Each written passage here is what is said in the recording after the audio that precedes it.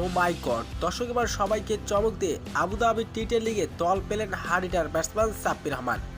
Abu Dhabi T ten league খেলার উদ্দেশ্যে উড়াল দিয়েছেন সাব্বির।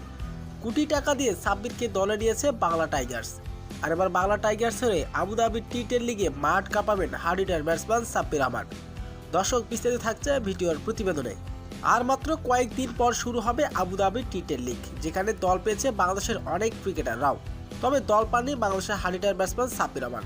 তবে এবার তার অবসান ঘটিয়ে এবার আবুধাবি টি-10 লিগে ডাক পেলেন বাংলাদেশের হারিটার ব্যাটসম্যান সাব্বির রহমান।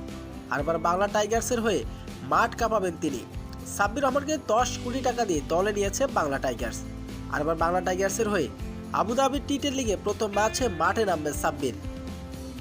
আর ইতিমধ্যে আবুধাবি টি-10 লিগ খেলার উদ্দেশ্যে উড়াল দিয়েছেন সাব্বির। তো দর্শক, সাব্বির রহমানের আবুধাবি টি-10 লিগে দল পাওয়াটা আপনার কেমন লাগবে জানিয়ে দিন আপনার মূল্যবান মতামতটি কমেন্ট বক্সে।